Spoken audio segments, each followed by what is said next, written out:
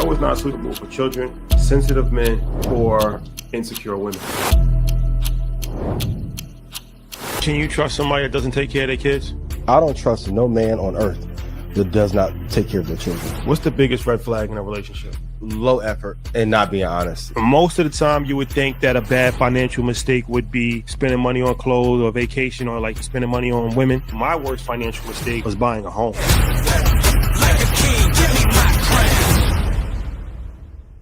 Game time. Game time. Appreciate y'all.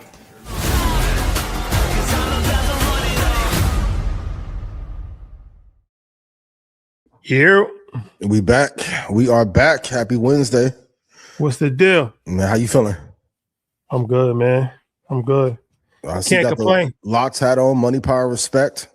Money, power, and respect, just like the Locks said. Mm-hmm. That is a fact, man. Shout out to the Locks. So much to cover. So little time. It's a lot to go over this week for sure. First and foremost, thank you to NVIDIA for the hospitality. Greatly appreciate it. Love you guys dearly. Another one. Tomorrow, 12 o'clock Eastern Standard Time. Man, first and foremost, thank you to everybody that watched that Julian Brown episode. Tough. Man, those clips been going viral. One of the clips got 3.5 million views. Episode 100,000. Which one about not getting a patent? Yeah.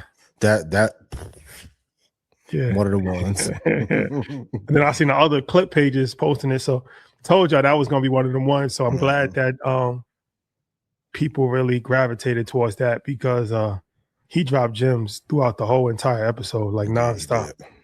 He's a brilliant mind. But tomorrow we got one of our favorite people, and somebody that's really changing the game for Gen Z and especially for women. Jada Sheaves. Icon living, another icon.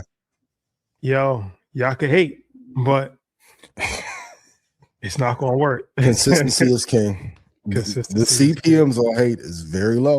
That's a fact. I've been talking to all the little YouTube creators, TikTok, Patreon. The CPMs on the hate, we'll talk about it later. That wave of negative content is slowly dying out. I know some of you keep pushing back, but if you look at the top 100 shows in history, they are not negative facing. They're not negative leaning, but do what you want. That's a fact. But yeah, check that out tomorrow. Jada, like I said, she got the young world on lock, and she's really smart, man. We interviewed her for Assets Over Liabilities about 4 years ago, and to see her growth over the last 4 years, she came to InvestFest. She talked about how she's using Claude every single day, personal AI agent. How it's helped grown her fashion brand. She's selling out online. Crazy thinking about going to stores. We talked about real estate. You know, she has some issues with buying a home, so she documented that as far as, you know, the mistakes that she made in being young and, you know, having money and buying a home and dealing with real estate agents and all that stuff. We talked about marketing. We talked about social media. We talked about being a parent to a famous kid because her son is famous now. For sure. A lot, man. Like I said, Jada, she got a good spirit, good energy. So, you know, tap in tomorrow, 12 o'clock. Man, this is combination. This might be our best year for EYL as far as the run. I seen Ian Schwartzman put a clip up yesterday from Tyrese talking about his episode. It's been a lot of classics this year on the Earn Your Leisure side. You guys have been shooting at a high clip. Efficiency is crazy. And I like the one Good Business episode and then to swing back to her. Oh, you see? I see cross, twin combination. I learned that's why my New York interview run, business, and I'm going to go do some. That's a fact. Come back. Both audiences. Got you. I like that you picked that up. Duopoly. That's a fact. There's definitely the strategy for sure. I love it. Any announcements, Ian?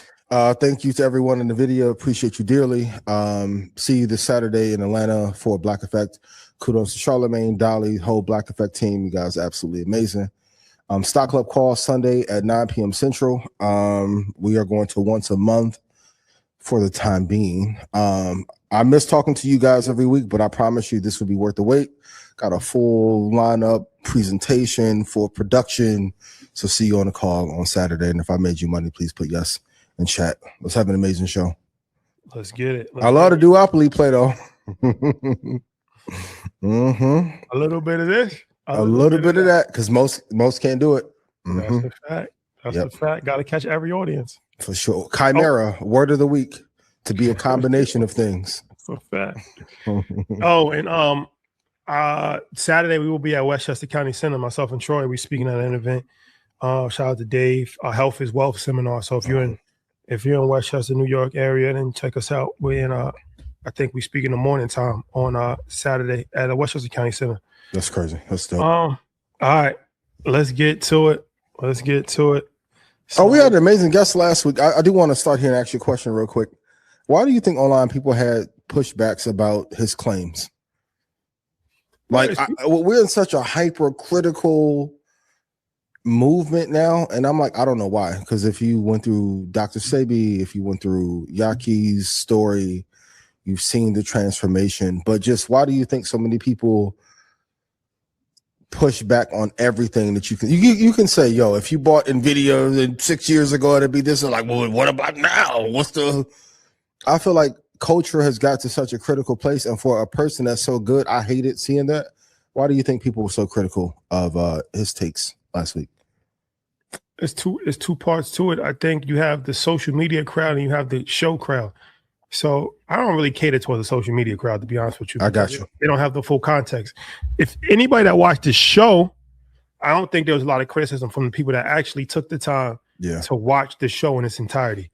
Now, if you have no perspective, you didn't watch the show, you didn't hear the hour that he actually spoke, and you just saw a 80-second clip about losing 60 pounds in 10 days, then you're automatically just going to disregard it. But like I said, I personally cater to the show audience. Yeah. Market Mondays, Earn Your Leisure, Blackout. Like, these are the people that actually take the time to consume the content long form. If you notice, most of the time you read YouTube comments versus social media comments, they're different. Yeah, I agree. So, we live in a skeptical world. I get it, but I would just suggest that if you do have some questions about things, take the time out of your day to actually hear somebody out in its entirety. Mm-hmm. And because even Julian, there was not people had negative comments to say about certain things that we put up about that episode. But if you read the comments on YouTube, they're like, yo, this is best interview of the century. So it's like, sound bites. Oh, that leads me to another point. If are we done with this topic? Yeah, I'm good with it. Sound bites, because of the 19 Keys situation.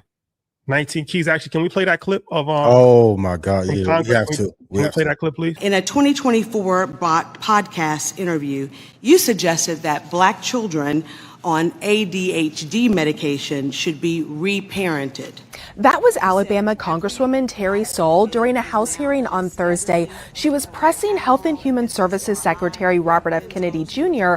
over comments he made about reparenting Black kids on ADHD medications.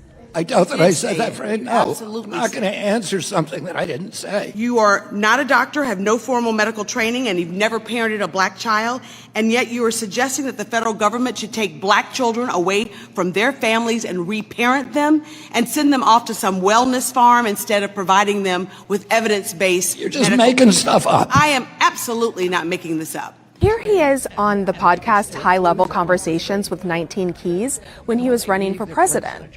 Psychiatric drugs, which every Black kid is now just standard put on Adderall, SSRIs, benzos, which are known to induce violence. And those kids are going to have a chance to go somewhere and get reparented, to live in a community where there'll be no cell phones, no screens. You'll actually have to talk to people.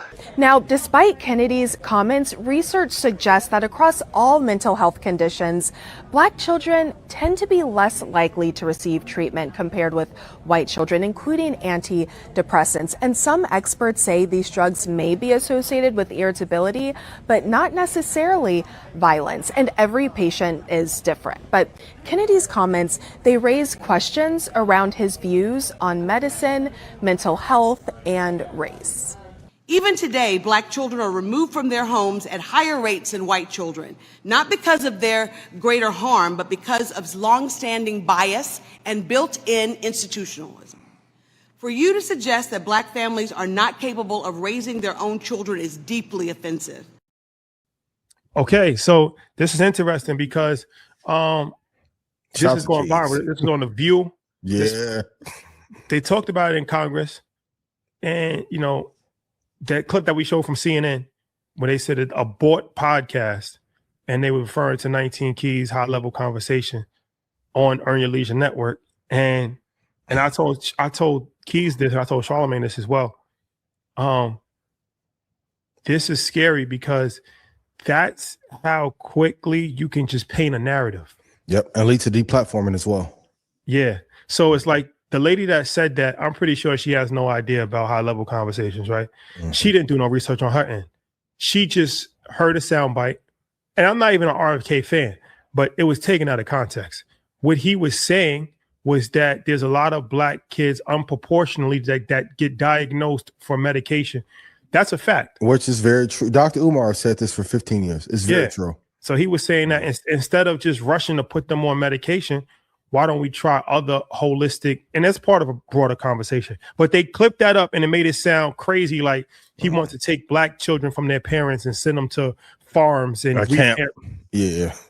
And you know, Keys ain't even going to go for that. Like if he's talking crazy like that on his show, he's not even going to let that happen. But like I said, that made it to Congress. So they made up a whole narrative about this situation. Then that's irresponsible for her to say. A bought podcast. What this is what I told Keys as well. And that's when I'm starting to question everything. Even on the Republican, because you know there's like a lot of right-wing influencers have been paid. I don't even know if that's true because I never got offered a check. So we have right-wing from anybody. Wait, are you right-wing? No. Hold on. No, I'm not any wing. But what I'm saying is that you hear this so much about, they bought, they paid, they got, and like I said, she said it so casually. She said it so casually, a bought podcast with no proof. This is disturbing because this is a member of Congress, right? So for her to just throw that out so casually, you're playing with people's livelihood and you playing with people's reputation. People worked hard to build the platform. You're just saying that it's a bought podcast because he said something that you didn't agree with without even having the full context of what he actually said. That's dangerous. And that lets you know we're in the age of misinformation. We're in the age of people just taking any bit soundbite and running with any story that they want, creating any narrative that they want, labeling people whatever they want, putting jackets on people that they don't even deserve to have it. Because like I said, I keep hearing about these podcasts that's being bought. Well, where's the checks at? Because I didn't get a check. I didn't even get offered a check. So we have Market Monday. You want a check? Earn Your Leisure, Blackout, Invest Fest. No, what I'm saying is that if we were not offered a check, right? A lot of them right wings, Theo Vaughn came out and said he got paid. There's a few. But what I'm saying is at mass, at scale. Oh yeah. The way that the narrative is being pushed, I don't know about that. I don't know about that because, like I said, I haven't seen it. I haven't seen it with my own eyes. I think it's dangerous. Also, too. How do you think Robert F. Kennedy handled the interview and the questioning about the show? How did he handle it in front of Congress? Yeah. I think he was genuinely confused because he does so many interviews. I don't think he actually, because sometimes somebody will tell you something and you be like, damn, did I say it? You start to question whether you said it or not. Like, you know what I'm saying? And then you might question the context and what you said. You might have forgot. I think he was genuinely confused. Yeah. I think he was genuinely confused. I don't think that he actually fully remembered because in that podcast is like 2 hours long too. So minimum. Yeah. And he does a lot of podcasts. He came on Market Mondays. Yeah. I think that he handled it to the best of his ability. And like I said, I'm not even an RFK fan, but I'm gonna call bullshit when I call bullshit. We talk about the MAGA a lot. I gotta call it the Democrats out on this. This was a Democratic. This was done by the Democratic left-leaning machine, and this was a witch hunt that has no context at all, and they went about it the wrong way to label 19 Keys show a bought podcast. And on top of that, when there's degradation in a society, one of the things that happens is propaganda pops up a lot more. I'm not just saying it's just because I like Keys, I like the show, I like you guys.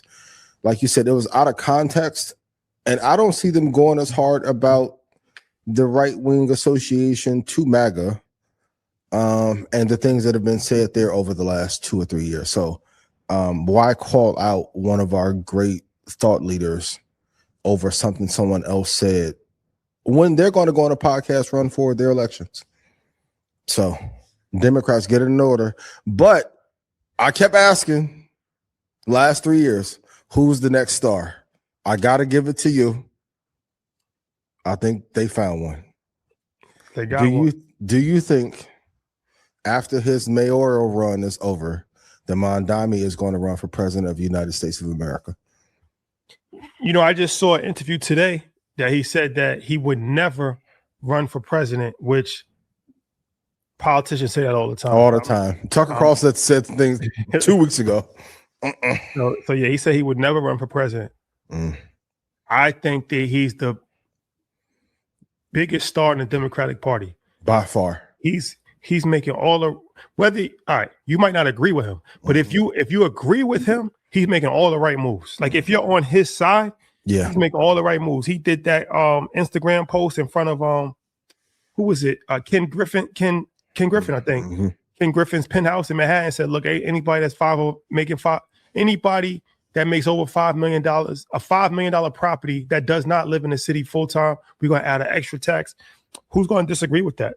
Like, and that's what he campaigned on. He promised that universal daycare, making the buses free. Like, and he got a lot of charisma.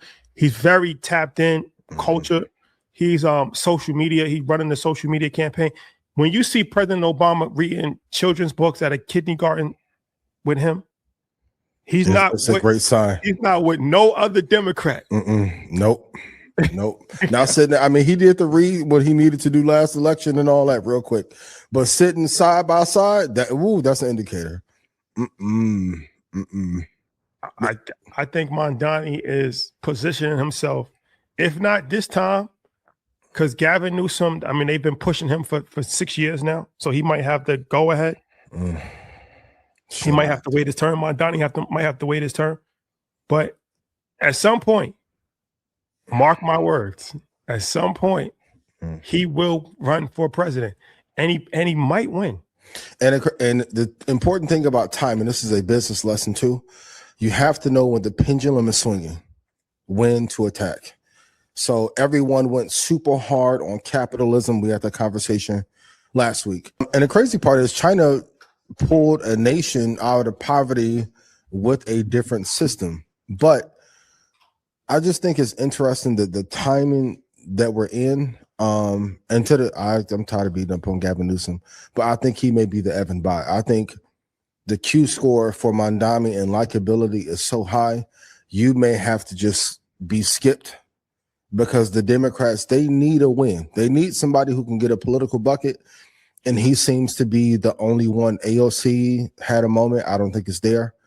And I don't even know if the Democratic Party will get behind a woman long enough to push her into prominence. But I do see, in the climate that we're in, given how much tumult there is in the economy, someone who has a more blended agenda has a great chance of winning. And the crazy part is, it's a lot of capitalists who want more socialist ideals in America now. Like, when we keep flip-flopping about if Iran, the strait is closed, if we're going to end this war, regardless of what side of the aisle you're on, everybody can agree this war has been wasteful. And it's a lot of market manipulation. Like, for the first time in history, people are, outside of Bernie Madoff, people are openly talk about how much market manipulation there is in the market. And they're afraid whether you have 1 million, 100 million, or $1 billion at scale. And there's some change that's needed. It reminds me, it's not as dramatic, but it reminds me of that shift from Bush to Obama, for sure. So, great assessment on your end. Yeah, but put in chat, what do you think? What do you think about, like, because I mean, people would be hard pressed to name 5 Democrats right now. Like, I mean, Bernie Sanders, AOC, Gavin Newsom, Mondani. You don't have 5 Avengers. So, I mean, it's not like you got too many options. And like I said, I think he's doing everything that he said he was going to do, and he's doing it with charisma. So I don't know. It'll be interesting to see how and he's making friends with his enemies. He went to the White House, had a very productive conversation with Trump. Trump seems to love him. Yeah. They seem buddy. Yeah, he got a great relationship with Trump. The other dude, he ran Siva. He ran against him for mayor. That the Angels dude. They did a commercial together. Yep. That's a great business lesson too, especially in this climate.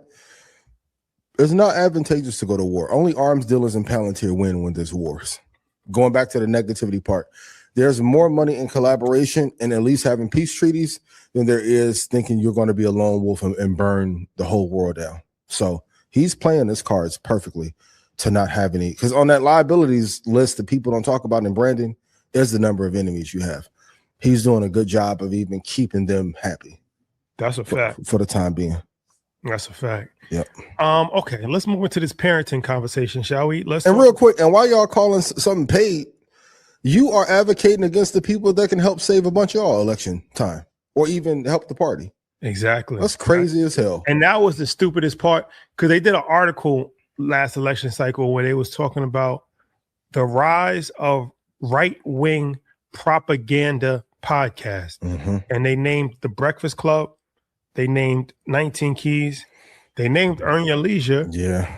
And a few others. And I was just like, I had talked to some of the people that I knew in the Democratic Party. And I'm like, y'all hurting yourself, because you calling us a right-wing propaganda podcast. That's what that's the label that you've given us, because we might have had Tim Scott on, or because we might have said something about the Democratic Party. Like, you should be embracing us and saying, like, what do we need to fix? Yes. Like, you trying to defame the people that are in position to actually help you. Absolutely. And I kept saying it. If y'all wouldn't have got Plies and that was your main strategy, and then put Megan on stage, it was over before the fucking match even started. Tap in with the people who have audiences that are trusted.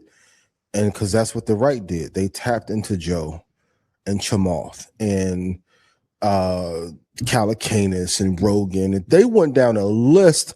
And sometimes, like, if you're the program and you come down and talk to the humanoids and the humans, it humanizes you and it aggregates. I don't know who's planning things on the Democratic side, but the political strategy that they ran last election should be the main things you guys are doing right now. And it got to feel authentic.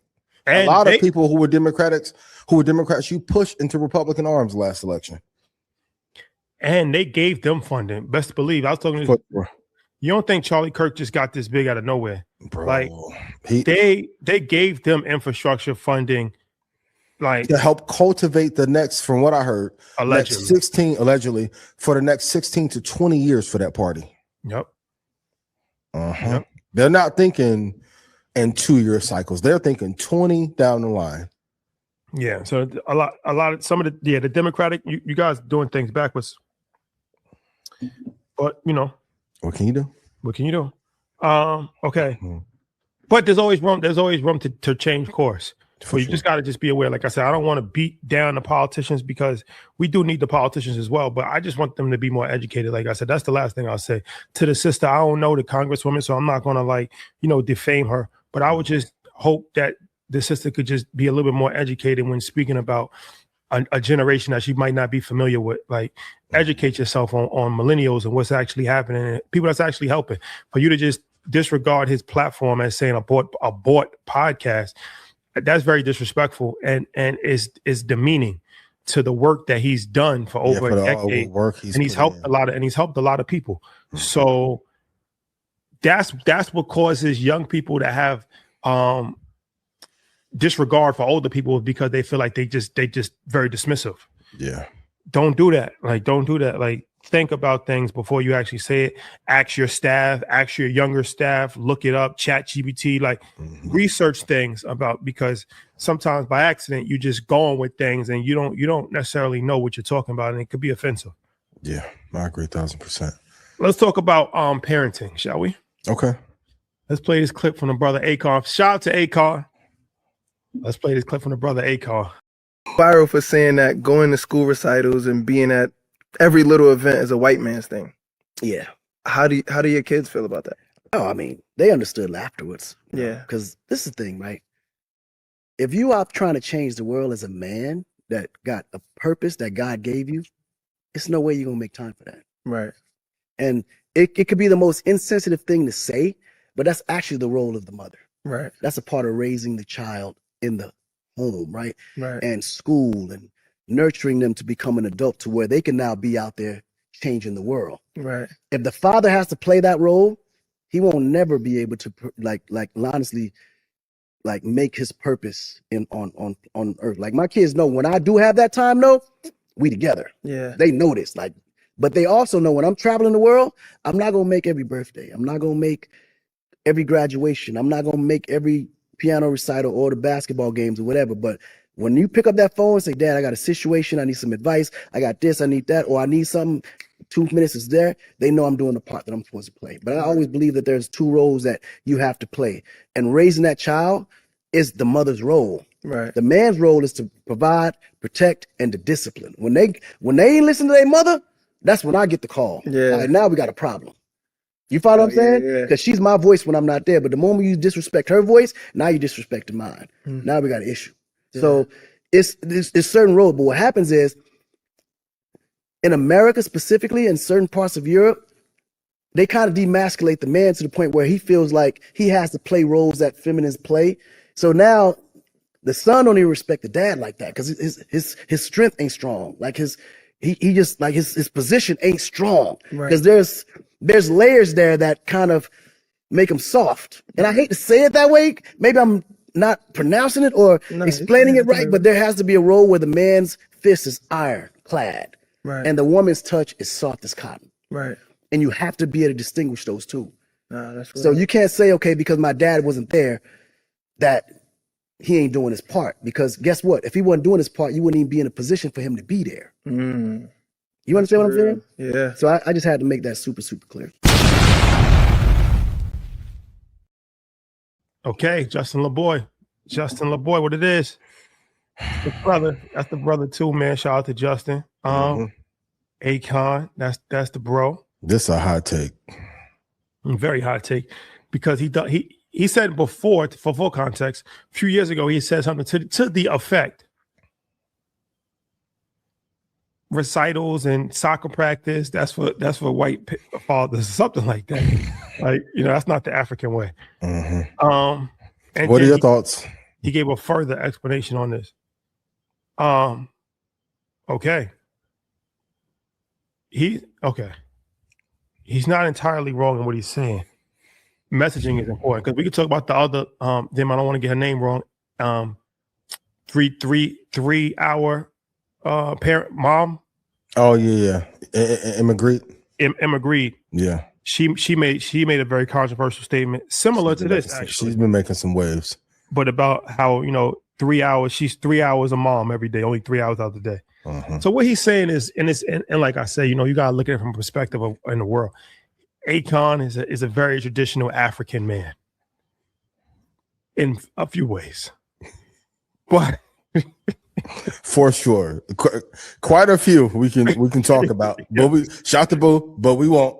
Yes, but from this context, it's one of these things of like a lot of what I've seen. And I don't want to overgeneralize, but a lot of, especially African parents, the household is very traditional where the father might not be extremely hands-on per se, more traditional. The mother's the nature caregiver, the father is out in the world, taking care of things, just paying bills. That they show love differently. I saw somebody that said that they was like, their father never told them that they loved them. They never hugged them. Father never hugged them. The father was there, made sure that every bill was paid, made sure that, and he was like, that was his way of saying that he loved them. But how he wants to do it with his children is he wants to do both. Yeah. Because he realizes that he did miss, he wanted validation from his father. He wanted his father to tell him but his father was more militant, and that wasn't how he expressed love. But he was like, he did love his family, but he showed his love through acts of service, not through words of affirmation, not through, different way like that. So what Akon's talking about, and let me get this out there too. Y'all not Akon. Akon is a multi-millionaire superstar artist who's traveling the world, who's on tour. The average person, I don't want to hear you. I ain't gonna see my kids for 3 weeks because I gotta, no, you don't have anything else to do. You're not traveling to Asia. You're not on a world tour. You're not recording an album. So let's get that clear. You should be there for your kids. Vitally important to be present, physically present for your children. That's vitally important. It's also vitally important to give words of affirmation to your children. And it's also vitally important to be there for things that may not be big to you, but like a recital or a practice or graduation. Or play. Yep. Anything that you can, I will say this, anything that you can be there for, you should be there. Now, what he said that was actually true is that, especially if you're reaching a certain level of success, you're going to get pulled in a lot of different directions, and there are sacrifices that's going to be made. And a lot of times the sacrifices that you're not going to be there as much as you would like. Is that a mistake though? Because behind the lens of a millionaire, if you have more, and I agree, you get pulled a bunch of different directions. There's ebbs and flows in schedule. But if you have amassed a certain amount of wealth, why is it so hard to say, because I do it all the time in business, no, I don't want to do this. It's one of my big reasons for not wanting meetings. I want to be more efficient, so when it's time to have time with my son, I can make the time and not be bogged down by other people's shit. And I think sometimes because we grew up in an archaic way, we have to adapt, and we know it's wrong to not be present and spend time. So I like Akon a lot. And I agree with you. Like, to the people in the audience watching, don't be like, yo, I'm going to adapt this thing so I can get the bag. Because that's not the way. The real bag is having some money, but having peace inside of your home. And more importantly, having the respect of your family. But I got to be real. I get tired of people who are rich saying that I don't have time for my family because I have to get more riches, and we see them outside with every bitch on earth. Not Akon. Please. Just in general. Not Akon. Please. For real. Shout to Bull, shout to Convict, shout to old A. Right? Because y'all see Akon now. I was in Atlanta in 05, 07, and remember how that was, you know me, back in the day. Ooh. Anyway, so I think the right thing to do is to carve out time and say no to some of the non-essential business shit so you can be there. Now, when I have to travel, I get it, but then when I come back home, I'm right back to spending time, practice, and a lot of times boys look for validation from the streets. It brings me to that whole Gucci Pooh Shiesty situation. Again, a lot of times men are running to the streets to look for validation they didn't get in the home from their fathers. I see it in my son, like me just being present with him. A lot of I see the other kids where their dad isn't as present or not around. They're looking for validation from other sources because they're dying for that shit inside their home and attention, and they're not getting it. What's the balance? What is the balance? Because I will say this. There's also value add of your son being proud of who his father is. For sure. And it's not talked about enough. It matters a lot. That takes sacrifice. Mm-hmm. But the first sacrifice shouldn't be the family. But it's inevitable. It's inevitable. Not 3 months or 4 months worth of sacrifice. Oh, that's what I'm saying. What is the balance? What is the balance? What is the balance? I think everybody has to figure it out. But I think once you get to that 3-4 week span where you're not seeing, not active, you're going to deadbeat territory for me. That brings the next question. Mm-hmm. How do you define deadbeat? How do you define a deadbeat? Because, okay, what is a deadbeat? If you're financially taking care of somebody, right? Yeah. And you see the kid sporadically. Define sporadic. Once a month? Yeah, once a month, something like that. You just a paid up deadbeat. are you a deadbeat though? Because if you are financially paying bills, let's say you're paying all the bills, right? You're paying all the bills, you're paying the school, the mother's taken care of, the child's taken care of. I'm gonna be doing most are doing that. I always look at a deadbeat as somebody that's not doing anything. You're not, and part of the doing anything is you're not financially helping at all. Like you're not financially helping at all, and you're not physically present. Now, what if it's one of the two? What if you're physically present? Because that happens a lot too. Somebody be there with their kid every single day, playing wiffle ball, be the best father in the world, dead broke. Child support, $50 a month, child support. But the child doesn't feel like a child only knows that they're broke or poor if other people tell them. And the mother's going to tell them. And the mother's going to tell them. And the mother's going to tell them, your father hasn't done it. Your father has not bought you anything in 4 years. The mother's going to tell them that eventually, 100%. And she's going to tell her father, and she's going to tell her father too. She's going to tell her father on himself too. For sure. So is he a deadbeat? If he's if you pay and you're not present, you're a deadbeat. And most men who say, yo, well, I pay all the school, I pay all the this, all the that, that's really not true for the most part. I hear a lot of men say that, and then the complaints come out. Like you can do one or the other, you still are lacking, and our child needs both. So, okay. So if you pay and you're not there, you're a deadbeat. If you're there and you don't pay, are you a deadbeat? You definitely have areas. I wouldn't say deadbeat, but you have areas of improvement. And the answer is you need to be able to do both. Because if you're just sending, and most men aren't paying what we're paying in child support. No, 100%. And having to be 100%. Present. So audience, you tell me, a lot of times when men saying that they're doing XYZ, they won't complain that much if you're overgiving how you say. But in order to raise a child, especially a boy that's going to develop into a young man and a man, there's lessons that will be taught to him that money can't buy. And a lot of times, a lot of men are leading with the money with children because that's what they're doing with the bitches. And I'm going to be honest. Y'all get mad if y'all want to. I don't care because I know what I pay a year for my child. Y'all take these randoms off Instagram to more places than you do your kids. I don't have no respect for that. But the average person's not doing that. The average person's not doing what? It's a recession. The average person is not just finding a girl on Instagram and flying them out. Shit. It'd be more randoms offering the baddies the money than to be the ones who up. Let me ask you this. Let me say this. Because this is a good educational conversation because a lot of men were not educated on parenting. Mm-hmm.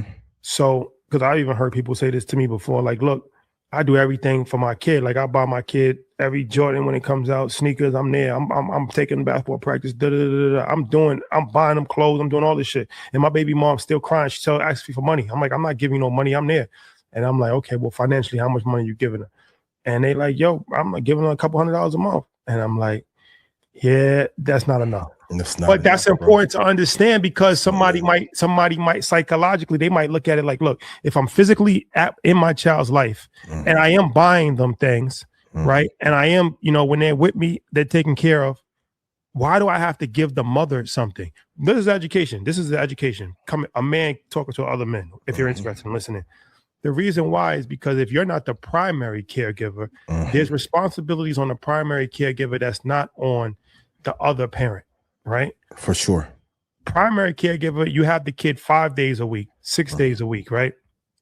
So the financial responsibilities that you have as a primary caregiver is going to be different than you picking the child up on the weekend. On the weekends, yeah. And just even in time sacrifice. So, but that's important for you to understand. Mm-hmm. So if she's asking you for money, don't necessarily take it as like she's trying to be greedy. Because there is a lot of finances that you may not be fully aware of because you're not with the child all the time. Although I do applaud you for being in your child's life, and I'm proud of you that you stood up to the bat to be a father. You don't have a full understanding what it takes to raise a child because you're not with the child full time. Full time, yep. Just the time load that it takes, the homework, if they have 5 friends that come over and now it's pizza party time and now you're giving your kid, like my mom did this, it's like, okay, what? Get the rim, have all your friends come here. But when your friends come over, they're hungry. Then y'all go out. It's a combination of things. So I think just giving financially is not enough. If you're in a place to be able to give, that's great, but you really need both. And to the crowd who keeps saying, well, parenting is hard, I agree. But there are plenty of books, resources, podcasts, like on raising children and how to navigate these. You have to choose to invest in learning the information. Like Raising Good Humans is a really good book on parenting, just one of many classics that are there. But yeah, I absolutely think if you are not spending time with your child, and if you're spending more time with women that you don't have a family with than you are your kid, you're a fucking deadbeat. But it's important. But it's important not to. It's also important to extend grace, because I was talking to somebody. They got a mentor. They paid a mentor to teach them how to be a father. Mm-hmm. They didn't have a father, so they have a family now. They're married. They actually married, has kids. And he was saying that he didn't know what it was to be a father. Like he didn't fully understand, like, I'm going to go and I'm going to play basketball with my son. I'm going to play soccer with my son. So he actually took it as far as to actually pay a mentor to teach him how to be a father. So I think that's something that people don't fully understand a lot of times. You might think that, okay, I'm giving them money. I'm seeing a kid, twice a month. Yeah, you constantly have to learn. You might think that you're being a good dad, right? So I think it's important to just educate the people without necessarily just criticizing, because everybody doesn't even fully understand the role, especially if you hadn't had guidance yourself, right? You don't, let's say you had no father in your life at all, right? Well, your baseline is low. For sure. So a week and a month to you, it's everything. Yeah. That's checking the box. Yeah, for sure. For sure. But you have to continuously learn and evolve. Like, I commend the brother for getting a mentor, but I know most men don't have a mentor for how to pick up women or how to get women, and then they find a way to do that all day. We make time for the things that we think are important. And this is the other part too. For those of you who have older kids, because this is becoming a thing, a lot of kids are disassociating with the parents when the child is older. And some are figuring out how to rectify it. But it's like, if you were not present with the child when they were young, why do you expect them to be present with you when they're an adult? Well, also, no, that's a valid point. That's a valid point. But we also have to talk about, okay, a lot of men don't know how to be a father. I agree. A lot of women don't know how to fully be a mother. Let me explain.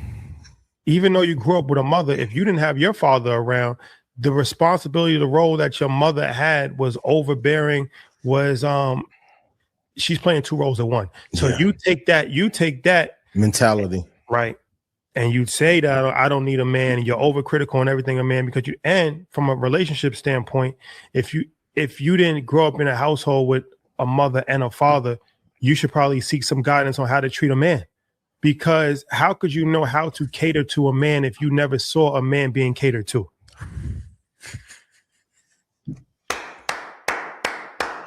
Listen, a couple times a year, you get in your bag and you find how to do it's like gentle parenting.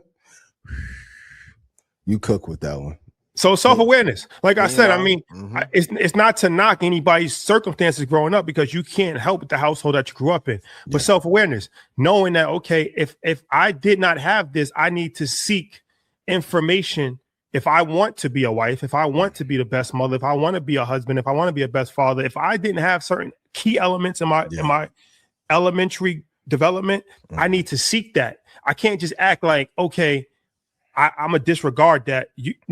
Because it's going to cause problems for sure without you even knowing that it's causing problems. Yep. And it won't take a lot. If you just spend 2 hours a week figuring out how to be a better parent, etc., like that adds up over the course of 2 years. And who they are from 0 to 5, from 5 to 10, 11 to 15, like those cycles are different too. Like you can't just parent one way throughout. But yeah, just take 2 hours a month and just figure out. It's a lot of good shows, a lot of good podcasts, a lot of great books on parenting. Just read 5-6 pages a day, 5 a week if you can, to add things to your bag to be a better person, a better parent. I saw in Senegal, one of these countries in West Africa, where they had adult schooling for men to be husbands, That's dope. husbands and fathers. They were learning key elements. You think that they should have something like that in America? It's needed. Even like back in the day, you would have Charm School and Cotillion and Jack and Jill. Like, you need transitional education for different facets of life. But you can argue that the system at large doesn't want good parental households because there's more money to be made in the brokenness of families, whether that's family court, whether that's family law. Even consumer cycles are low. Like when you have a house full of 5 people and there's love in that house and it's not tied to the phone, that family spends less than a family that does not spend time together because you're searching for the love and adornment through items. So I would argue that the system is keeping it broken so that they can monetize off of it. 100%. Yeah. All right, let's talk about this Ice Spice situation. Very unfortunate situation. I'm sure by now everybody saw the video of her. To me, she didn't really get smacked though. Like the girl tried to smack her. She kind of like, maneuvered out of it a little bit, spiraled out of control. She went outside. They tried to jump her. It was a whole thing. Shoot the fair. I commend her for going outside to shoot the fair one. How you feel about Ebro saying that it was staged? My boy said that? Ebro. What? Why? Why in LA? Album rollout. I don't want to put that on our jacket because, like, regardless of what you may think of her music, she's put out enough hits to be able, like, that's a skill set to be able to make a hit. She hasn't lost it, so I think her brand is big enough, and she's had endorsement deals elsewhere where you don't need to do that. And LA, if I'm going to stage something, I'm not finna stage in LA or Chicago. There's certain places I don't want to play. Yeah, I mean, there's a few different lessons here. First of all, prayers to her. Second of all, where was that team though? That's what I'm saying. We gotta break this down lesson by lesson. The first lesson is 19 Keys had said something a while ago where he got a lot of negative backlash and pushback, but he was just like, if you're an adult and you smoke cigarettes, eat pork, or eat McDonald's, I can't trust you. Yeah, I don't want to go that far because I don't want to alienate any parts of the audience. But I will say this: if you're over the age of 23, and if you're over the age of 23 in the year of 2026, you shouldn't. And you watch Earn Your Leisure, Blackout Market Mondays religiously, I definitely question your judgmental skills if you partake in either one of the three: smoking cigarettes, eating pork, or eating McDonald's. I question your judgment. And what you doing sitting inside? That's the other thing. I'm like, you're too famous to be in certain places. To be eating McDonald's in 2026 as an adult is unbelievable. That's unbelievable. First thing. Second thing, like you said, to eat McDonald's like you're in fucking high school. Or just chilling on a little or some shit. Yeah, like you gotta get utensils and actually sit down and like, who does that? Who eat McDonald's, first of all? Second of all, who eats McDonald's on the inside? Third of all, who does that at 12 o'clock at night? Late night drive-through, or pick up and go, or send the assistant. Uber Eats, send the assistant in while you waiting in the car, like. Yeah. Then you have, like, look, LA, Los Angeles is not the place for this, man. We see how many times P&B Rock, rest in peace, got killed in Roscoe's. Like, this happens time and time again in Los Angeles. Like, you don't go to Los Angeles and just with no security, 12 o'clock at night, eat at a random fast. You got to look at the reason why I say this McDonald's things too is, once again, I want to be respectful. There's a certain caliber of people that's going to go to McDonald's. She smacked her. Hold on. We got photo. No, she smacked her, but it wasn't as bad as it could have been. Oh, yeah, for sure. She leaned back. And you got to figure that there's going to be a certain caliber of people at 12 o'clock at night at McDonald's. And a certain kind of energy. And in any city in America. And it's a good lesson, too, to learn. Whether you're famous or not, known or not, how you talk to people is really important. Because allegedly, when a girl asks for the little photo or whatever, Ice Spice had some words for her and threw the B word at her. Depending on where you're from, those are fighting words. And I heard she tried to sit down with him. That's kind of crazy. Yeah, that's trying to sit down. I heard. Yeah, that's wild. But energy, like a lot of times, even online, that's why I would tell some of you, like, you guys will elicit a response out of people and then get upset at how a person reacts to you, and you can't do that. So, yeah, I think it's foul for somebody to want to sit down, but that's one of the things where you have to learn how to de-escalate, because you're in enemy territory, even if you don't think that you are. You don't know who's around, if you're being set up. A lot of the times, like, de-escalation and making it home has to be the priority. Thank God that this didn't go like the London situation. Rest in peace to that girl who passed away. But when you are away, you have to be very mindful of how you move. And people are in economic chaos right now. It's a lot of travesty going around, and people are looking for someone to take their anger out on. Make sure it's not you. Make sure it's not you. And I also will say this. Once again, you don't this, like, we was in Chicago the other day, and we went to a diner, and I'm just like, nah, I don't feel comfortable eating. You went to a diner finally? No, we didn't eat there. I saw the diner, and I'm like, no, there's another cafe. I'd rather go to a cafe than a diner. Like, yeah. You got to be careful about situations that you put yourself in. Diners, fast food restaurants, no go. Hole in the wall clubs. I'm not interested in going any. The hole in the wall club where you got to go down the stairs and there's one exit. I'm not interested in going. Not doing it anyway.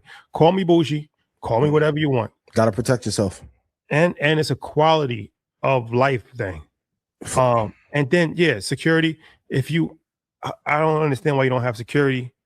And like I said, it's bad judgment all across the board. Hopefully she learns from it. But be aware of your environment. You have to. At every level. A lot of life I'm learning is just to not be in the danger spot when things go awry. And for all of y'all who record these incidents, I know on the internet they say the cameraman never get hurt. That's not true in real life. Please be careful. Things can go left so fast. Be aware of your environment, but especially when the economy is tough, there's a lot more uproar, a lot more fighting, a lot more shooting, stabbing. You have to be very careful of how you move outside. Yeah. Okay, prayers up to her. And then, do you want to talk about that London incident? I think we can touch on it real quick. Yeah, apparently there was an influencer that had a friend there, and they got into some situation. She ended up driving, like, hit and run. Like, she targeted her with a car. I think she hit her, and she hit a bystander. Just went completely left. I don't know the stories. I don't know the whole detail, but this is why I'm assuming that they was probably drunk, because you just don't kill somebody for no reason. And this is why. But it also started online too with the back and forth. The threat. You have to be. I know people don't take them threats online serious. A lot of people take words as the preemptive thought before death. She literally put the guy Russell, but the other girl literally put, "You're going to for playing with me." You have to be mindful of even getting into conflict with people. So yeah, at the club drunk. That's another reason you got to be careful of your surroundings and all that. Are we gonna wait outside for the car? I know sometimes y'all think, even in my group, I'll be too meticulous around the get in the car, let's go. It's a protective measure. It's a protective measure. So attempted murder, I don't think that she didn't pass away. So hopefully she doesn't pass away. But it's one of these things of like, that's why I don't drink alcohol. Like, I was never really a big alcohol drinker. I was a social drinker. Yeah.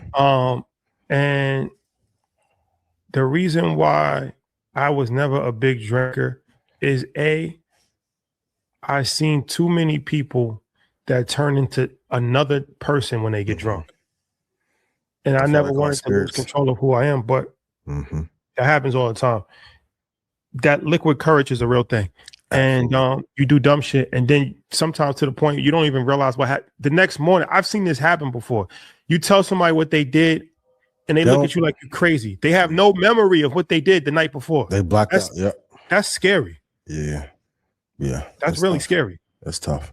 So it's like, man, you gotta manage your emotions better. You have to, once again, spatial awareness. Nothing usually good happens after 2 o'clock in the morning. And if y'all can't control your liquor, stop drinking.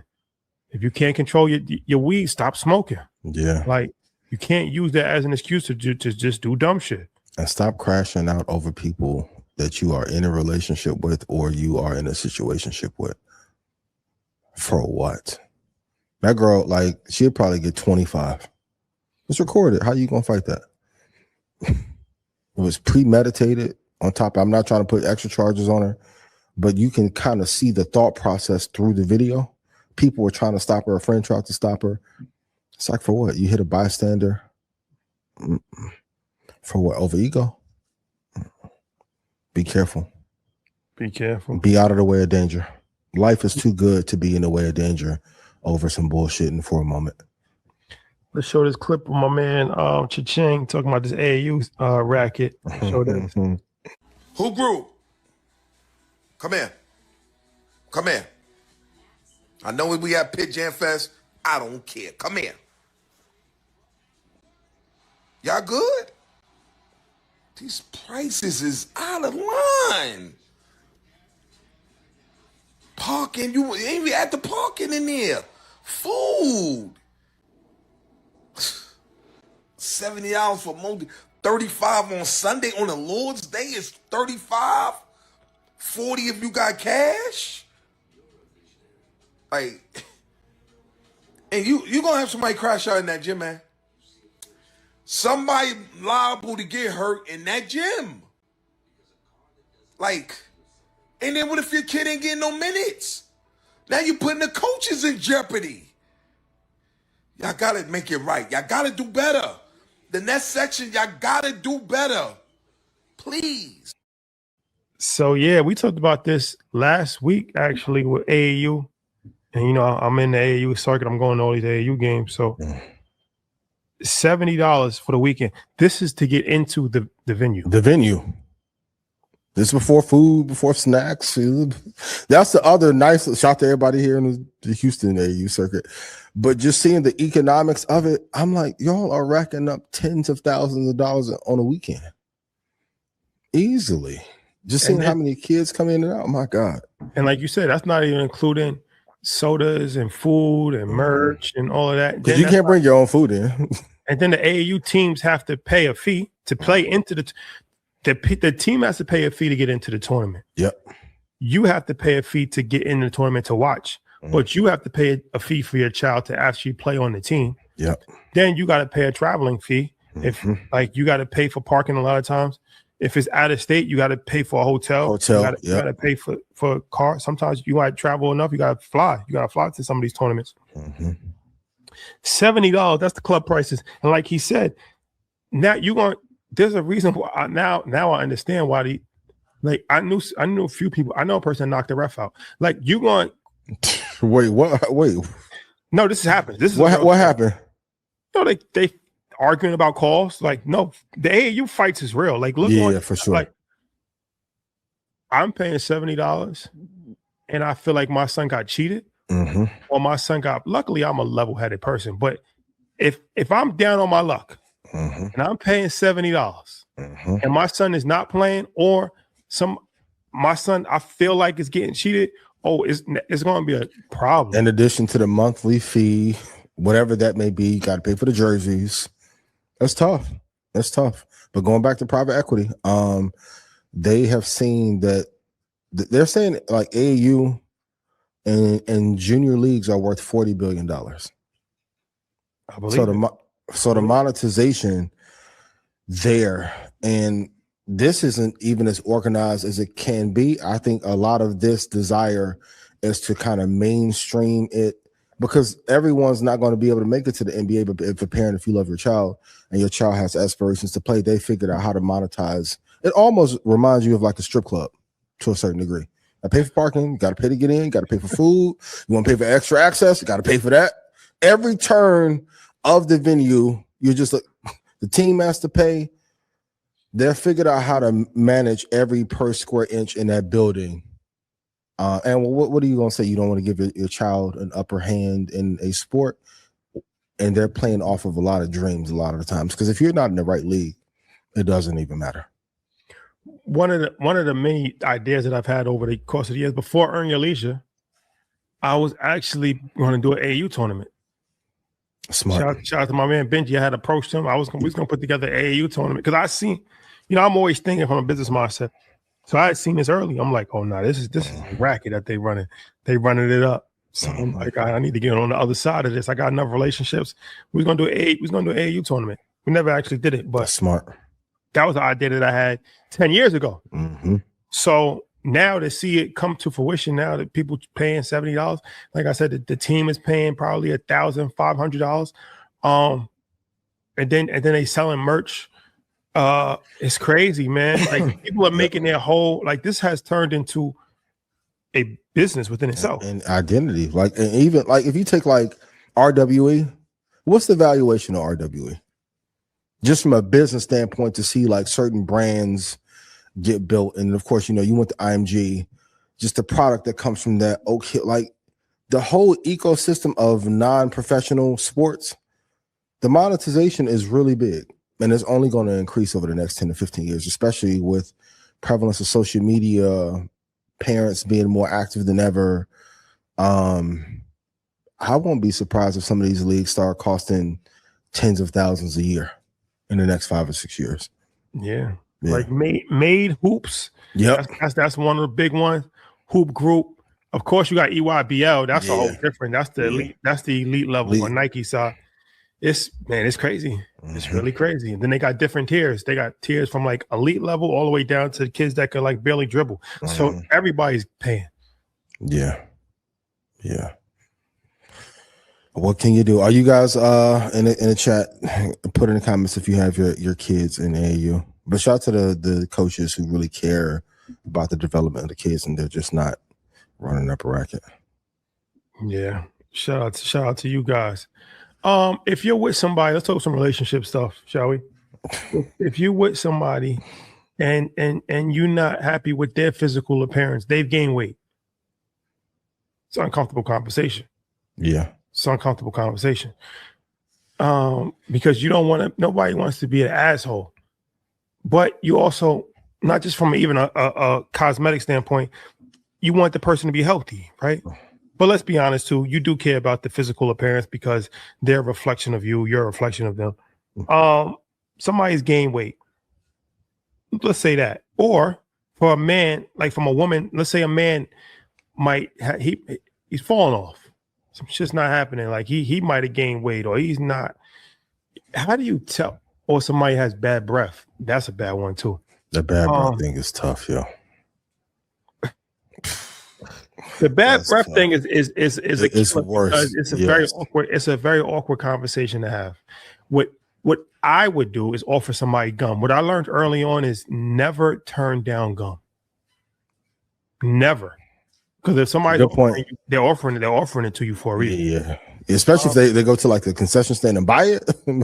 How do you deal with the chronic? Let's talk about the weight later. How do you deal with chronic? How do you deal with somebody that has chronic, like halitosis, not just a bad day? This is habitual. I don't know. I've had the fortune of not having to deal with that. So maybe the answer is to avoid the question is not to deal with someone that's dealing with those issues. Because that doesn't just pop up out of nowhere. It happened to me before. Really? Yeah. How you handle it? It went away. I waited it out. So I think it might have been a root. I don't know what it was. How long did you have to wait it out? That's the question of the night. Like 2 weeks. After 3 weeks was gonna be my breaking point. 3 weeks was gonna be my breaking point. That was say anything. It was gonna be a conversation. The third week was gonna be a conversation. And mind you, I'm not seeing the person every single day. Okay. So in 2 weeks, it might have been sort of person 4 times. The third week, I had already mapped this out in my head. The third week was going to be the uncomfortable conversation, but it worked out. It worked out. The clouds cleared up. So I don't know. I think it might have been some type of dental. I don't know. Issue? Yeah, it might have been something, but it worked itself out. But it was bad though. It was like dragging. It was bad. It was bad. That's tough. That's tough. It was bad. Yeah. And the worst is when somebody looks really good. It's more common than people know. Because you can't even, you want, as bad as you want to do it, you can't do it. And nobody knows. Nobody's going to know why. Like, know what I'm saying? Because you can't smell somebody's breath from 10 feet away. So nobody's going to know. But it's like, damn. It's tough. It happens more often than you think. Like that's why I drink water. That's why I drink water at all times. Yeah, gotta stay hydrated. A lot of y'all not drinking enough water. Yeah, it's tough. But I think in any of these situations is to lead with kindness. I think in like maybe saying let's do this together is the best approach. Opposed to being harsh about it. I think approach is everything for sure. So the weight loss, you would say, let's go to the gym together. Let's go to the gym together. Let's start a challenge to see how many who could walk the most. Yeah. You just don't have a direct. You don't have a direct talk. I've learned. I've done both approaches in business and in life. I've learned to like. There's a lot of extenuating circumstances for why people are going through what they're going through, and a lot of them are mental. And if a person like, it would be the equivalent of me saying, "Damn, why are you broke? Get up and work hard." There's a lot of people who spew that message, and it's like, well, you're avoiding all the systemic reasons, all the challenges of business, the gatekeeping. There's like 50 factors why a person may not have money. It's not just because they don't want to work hard. If it was just about hard work alone, every slave that every occupied earth would be a billionaire. It's not about hard work alone. So a lot of times it's about approach. That's why I try in certain situations when people are struggling with something to give grace, because I know there's an underlying story as to why they may be struggling with something in that particular area. It's not just easy as get up and go. And there's a lot of, like in a hustle porn culture of Instagram and online that everyone can achieve, not enough people talk about the barriers. And like we talked about it with the food, but if you like combine a toxic work environment with poison food, with pharma, with the environment, just that alone makes it harder for people to be able to thrive in certain areas. Would you ever leave somebody for strictly cosmetic reasons? I hope I would never be so shallow to do such a thing, Rashad. But would you? I haven't done it to this point in my life, so I hope my character never changes. But are you capable of doing that? No, I don't think so. You're not capable. Back to you, for sure. Yeah, buddy. Shelly, you see? In chat. These are real conversations that nobody ever has. But I mean, but because a person cannot necessarily be the most attractive on the outer, but their character is amazing. So the two together may bump up the score. On the other hand, there's a lot of attractive women that we see online whose character is full of shit. And it makes them hella ugly. That's the real love. That's when you go into the real love as far as when you with somebody for the long haul. That's inevitable. You're gonna have the physical attraction is not gonna be the same. You're gonna have some weight loss, you're gonna lose your hair, so that's the key to real love. It's to looking past physical attractions that first drew you in and really falling in love with the person. But I'm gonna tell you, I'm always encourage somebody to be their best version of themselves, not just for me, for yourself. For yourself, yeah. For yourself, first and foremost. First and foremost, for yourself. Could you leave someone for cosmetic reasons solely? I'm gonna encourage somebody. Like I said, if I'm with somebody and we locked in like that, and we, on the road to, being a lifelong relationship. How you good? But I'm gonna tell you this too. We made an oath to each other. To this motherfucker's good, boy. What they say, I'm gonna make sure that Kelly Rowland, that what she say, I keep my figure right. Like, yo, if I'm gonna make an oath to you to grind as hard as I possibly can. I might fall off. I might have some bad times, but I'm gonna try my hardest. You're never going to see me sleeping at 12 o'clock in the morning, at 12 o'clock at night. I mean, at 12 o'clock in the afternoon. You're never going to see me playing video games if I'm dead broke. I'm gonna be trying my hardest to financially provide for you. Now, the trade-off. I need you to try your hardest as well. We're going to try our hardest. Like I said, sometimes, things happen, life happens. But if you're not trying, that's going to be difficult for me. Like if you're not trying, and I get it, a lot of times it is a depression.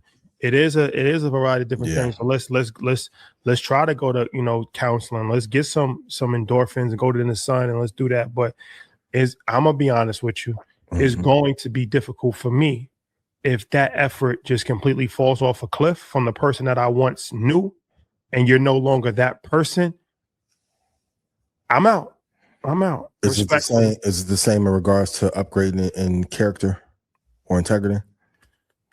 Upgrading in character? No, because when I met somebody, you got to have good character. So I'm not going to meet somebody with bad character and start to be like, oh yeah, this is my wife. Like, you know what I mean? Like, I'm only going to be with you if you have good character. What if it degrades over time or like the friend circle changes? Once I start to see some red flags, once I start to see red flags on some shit, wrap it up. One is enough.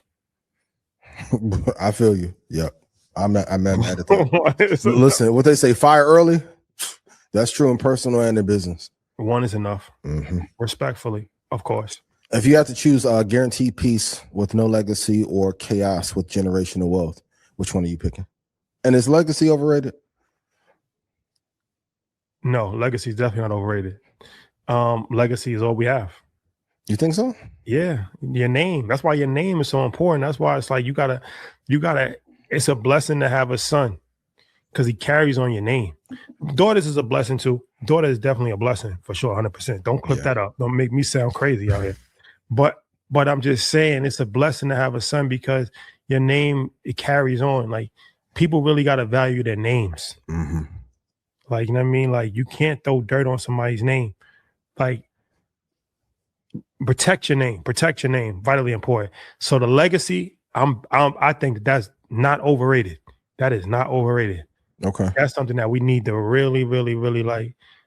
I want them to be proud of who the grandfather is, the great grandfather. Like, you know what I mean? Like somebody has Rockefeller name, like they wearing that name with a badge of honor, not because of what they did, because of what somebody did 100 years ago. So I'm all for the name. I'm all for the legacy, 100%. What's the second part of the question? Would you rather have guaranteed peace with no legacy or chaos with generational wealth? Would I rather have guaranteed peace with no legacy or chaos and generational wealth?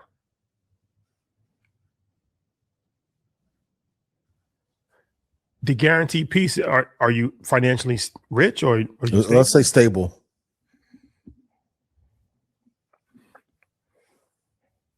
It's tough. It depends on how chaotic it is. I don't mind some chaos. I'm used to the bullshit. Like, know what I'm saying? So I don't really mind chaos too much. To be honest with you, that's part of my daily life. I'm functional. I'm a functional chaotic. Okay, that's honest. I'm functioning through chaos every day. So you're like the Joker. I'm functioning through chaos. Like my life is not perfect. It's not like I got like a picket white fence and I got, I'm coming home to my family and all of that. Like I'm actually a functional chaotic person. Okay. So I'm comfortable with the chaos. Okay. Just give me the money. That's honest. What about you? Chaos and coins. I'm gonna find a way to make some peace through the chaos. I'm gonna go right to Mexico, go to the little house, chill, meditate, go to practice with Xander. I'm gonna find some pockets, and guarantee. I think peace is amiable anyway. So, and I also think legacy can be a little bit egotistical and overrated in some regards. So, but yeah, I'm gonna take the generational wealth to give peace for those that come after. So I need it. Respectfully, of course. Can we play this clip about Elon Musk? Yep, let's do it.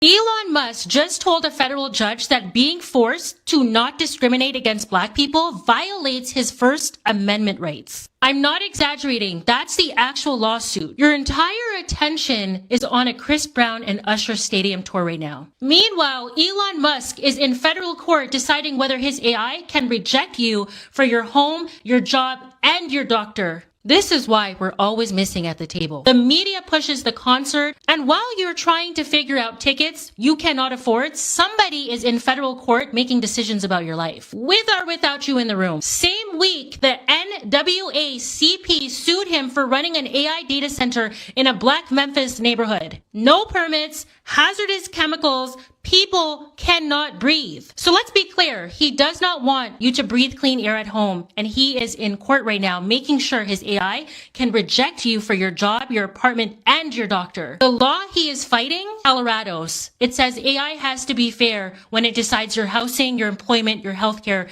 That is the whole law. He sued to block it. Stadium tour in the summer, federal court in the fall. One has your attention, the other has your future. Okay. Elon Musk. Wowzers. I mean, if nothing else, he's consistent. Yeah, he is. And this is something that even with data center, a lot of these data centers, this is another form of geological warfare. Where they're polluting. They've been polluting poor areas forever. For a long time. Yep. Oh, I don't know if we do know that or not. You should know that. You should know that. A lot of poor neighborhoods have been polluted through all kinds of poisoning. And this is the new... And the water, the air. Flint, Michigan. Manufacturing plants. Yep. This is the new version of that with data centers. Yep. And they're putting them in, not surprising, poor neighborhoods adjacent to black neighborhoods, like, you know. Neighborhoods that they made poor through legislation, allegedly. So now he's suing for the right to do what he wants to do. What do you think? It's not surprising. If nothing else, he's consistent in who the character shows to be. And even when I was criticizing him a couple of years ago, a lot of people were pushing back, and I'm like, man, you guys are reminding me of what's Sam Jackson character in Django. It's like a lot of people will fight for, like, you can tell two sides of a story and say that he is a great business person, but being black, you can't turn away and say, hey, these things are not going on. And also too, like, when you have that much power, you can argue that he finessed the administration to get what he wanted. A lot of times we talk about welfare recipients, but we don't talk enough about corporate welfare and how much capital he's been given through government contracts. I'm not surprised at all. And a lot of times the people that are sticking up for these people are nowhere near financially stable. It's like the Mondani thing. He said he's going to start to tax apartments, $5 million and up apartments if you're not living there full time. And there's a bunch of people that's like, man, I told you this is the first sign of social. I'm like, you yourself are living in a rent stabilized apartment. Like, the idea that delusion and psychosis, you advocate for people that will never advocate for you and won't give you shit. Like you under comment like, yeah, see, this is socialism. Like, brother. He's never going to reach out. Never in life. I get it. He won't repost your shit on X. I get it. That it's a certain level of aspiration that you're aspiring to become that. And you know, I fully support you in that journey. But let's just deal with the reality that you're in right now today. You are advocating for people that don't give a fuck about you, and you're anti policies that don't affect you. Yep. It makes no sense. And if anybody's ever worked at some of those companies, if you are of a darker hue, these complaints have been talked about for almost a decade. Like, when it affects you, then you could be worried about it. If it doesn't affect you, because best believe the shit that does affect you, they don't care about because it doesn't affect them at all. If it affected them, they would care about it. Yep. It doesn't affect them, so they don't care about it. You're worrying about policies that don't affect you with the aspiration that one day it might affect you. Focus on what's affecting you right now and cross that bridge when you get to it. And stop defending people who will never have your best interest at heart. If anything, these files have revealed, it should show you that most don't care about humanity. It's not going to touch you. And don't get caught up in the PR campaign, because they'll come out and throw some free t-shirts and free merch at an event or two. They don't care. They don't care. So. No. But Elon being Elon, not surprising. No, at all. Allegedly. Okay. Let's talk about let's show this clip from the brother. I follow his page, Atlas Barry. Okay. He's a good follow if you're interested in following him. But let's show this clip. We checked out this new Peter Diamandis essay. It made me stop and at least read it twice. The title alone just gets you. Humanity is about to fork. Now, the last time humanity split into two distinct groups was like 500,000 years ago. But it happened slowly, driven by geography, climate, and evolution. But this time he says it's going to happen in a single generation, and it's being driven by technology. The term fork comes from software, when the code base is split into two versions and then they kind of evolve separately. Diamandis is arguing that that's exactly what's about to happen with the human species. Not once though, but 5 times. Now comment fork and I'll shoot you over the essay, but here's the breakdown. And fork 5 is the craziest of them all. Fork 1, creators versus consumers. AI has clearly handed everyone the tools to build. Some people will pick them up and others will just watch. So the gap isn't really rich and poor anymore. It's those that have exponential leverage and those who have none. Fork 2 is about longevity, escape velocity. By 2033, medical advances might extend your life faster than you're aging. And so declining it is a choice to age on an old biological timeline. Fork 3 is about brain-computer interfaces, perfect memory, instant access to all of human knowledge. Declining it by the 2030s will be almost like declining the printing press in the 1500s. Fork 4 is about Earth versus the stars. Some humans will go to space and some will choose to stay. Over generations, this will become a distinct branch. Fork 5 is probably the craziest, digital consciousness. Uploading your full mind to the digital substrate. So then a biological human with a 120-year lifespan and a digital human that has no lifespan limits, that'll end up being two very different types of beings. But here's why I'm paying attention to this as a VC. Fork 1 is already happening. Every company you build, every investment you make, you're already choosing a side. And Fork 2 through 5, those are really investment themes over the next 20 years. Diamandis ends his essay with this: 60 million years ago, the asteroid hit. The slow dinosaurs went extinct. And the small but agile mammals, those ones survived. So the question isn't which fork is coming, because they're all coming. The question is, which branch of the human story are you going to be on? And again, if you like this sort of thing and want to stay close, join our community Frontier. Link in bio. Okay, so Peter Diamandis. Yep. He wrote an essay talking about how the human civilization is going to fork into five different forks about to take place in the near future. Mm-hmm. And one is creator versus consumer. One is people that's going to be in outer space versus people that's not going to be in outer space. One is the health, people that, choose to live forever versus people that, are just going to be regular humans. Then they start going real crazy with like actually uploading your consciousness. Yeah, I told you guys about that 3-4 years ago. Yeah, uploading your consciousness. That's a whole nother level. So there's so many different things that's like, man, this shit's wild, bro.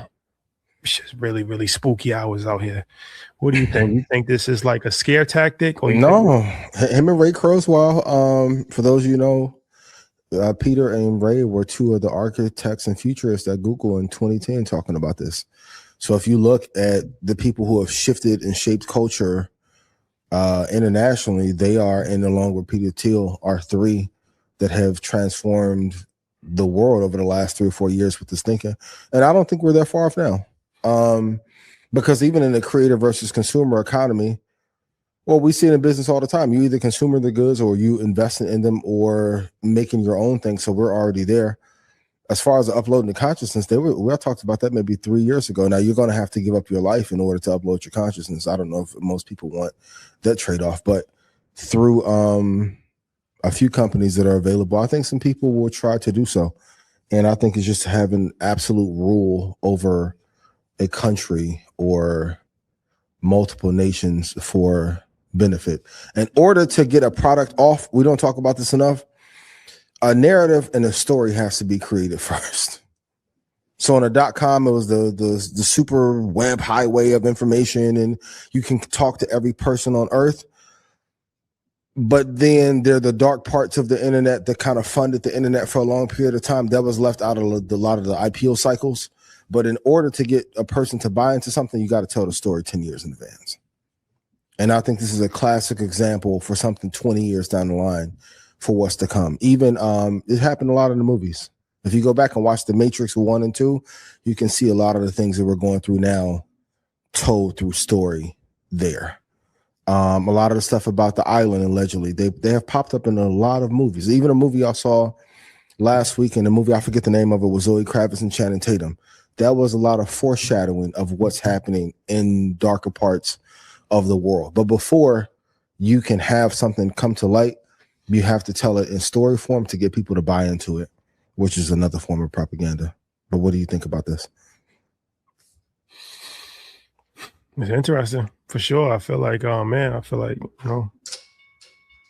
you don't wait till it's too late to figure this out, because it's definitely a separation that's happening. Yeah, it's definitely a separation that's happening, and I feel like it's scary. It's scary hours. The Troy Good looking at the movie is Blink Twice, and they fought hell to get that movie produced. But what do you guys think about it? Put in chat. But I feel like this is a new age. This technology is really scary, but it's something that you can't avoid. Mm-hmm. And it's not going to stop. It's not going to slow down. It's only going to, increase over the course of the next couple of years, the next decade. And everything that we've been talking about, we've talked to, a variety of different artificial intelligence experts in the field, and they all have the same message. Yeah, it's not slowing down. I'll tell you that much. It's too much money invested for it to slow down. And if we're going to be very honest, too much of the economy is right. And this is what part of the reason why the stock market is so split between consumer confidence and where the prices of the market are. All the chips are pushed into this technology. Mm-hmm. So either it works and we see a massive upswing in wealth creation, or it falls and then the market goes with it and the economy falls apart as a result. You got shoe companies that are transforming to AI companies to get in on the uprising. It's scary. That's a fact. Yeah. All right. Let's actually show this immigrate clip, actually, because let's go back to this conversation, because let's show this clip. I mean, listen, I want to be really honest about this. I spend all my time working, and I'm a mum of four. I think that I am a core memory mum. I'm not going to walk it back. I'm somebody that really, really cares about the big things, the big moments, Christmas, Thanksgiving. But let's be honest, if I've been at work all week, Monday through Friday, and I'm with my kids all morning on a Saturday, there's time that I need for me. And I say things that a lot of people think. I think that most mums, after playing with their kids and taking their kids to the birthday parties and getting up on a Saturday and going through their house and running the errands, are exhausted. So I'm just being honest. Any husband who's married, like I am, like Envy is, we have 4 daughters, we understand exactly what you mean. No way. We know exactly what our wives need breaks. Right. And yes, they do. All women need breaks. Yes. And what I want to do is destigmatize the idea of what it means to be a mother who works. And at the end of the day, it's like, if I'm good, the whole family's good. Okay. So back to the parenting conversation. So she talked about, kind of defending the point that she made about, you can't be a successful CEO, women CEO, if you're working from home. You can't be a successful woman CEO if you got all day trying to cater to your kids. And you shouldn't be shamed for that. And then I saw another woman online saying, because a lot of women, I guess, with negative backlash, whatever. Another woman was like, look, she wasn't talking to y'all.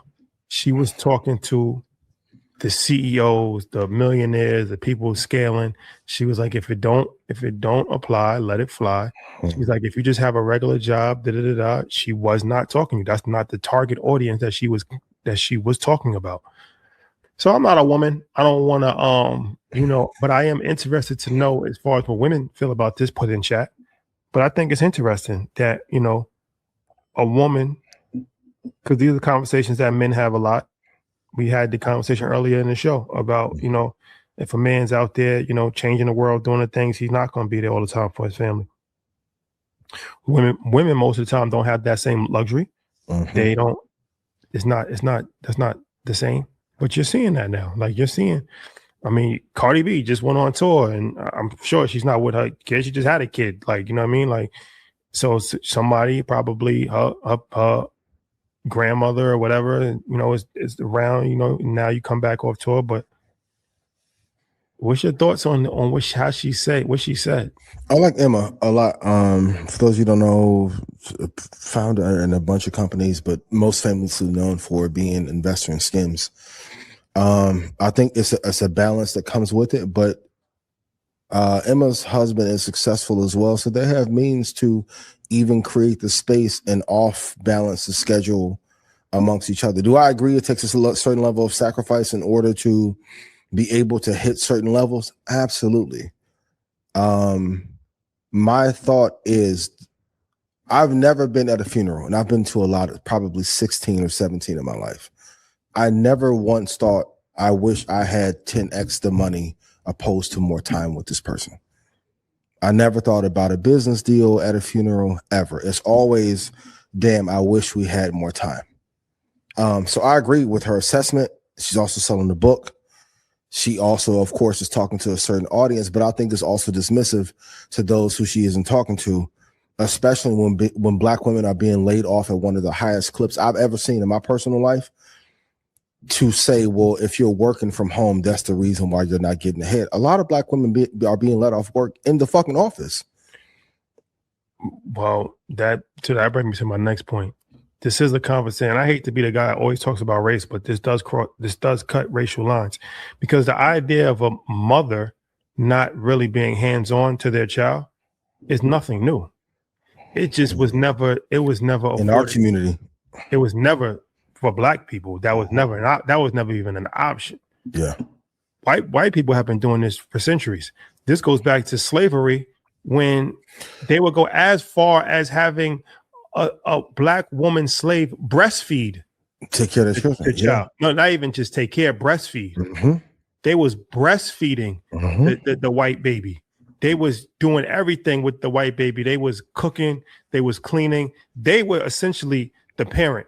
And that tradition still carries to this day. To this day, you see all of these like when people go on vacation, they bring their nanny with them. Yeah.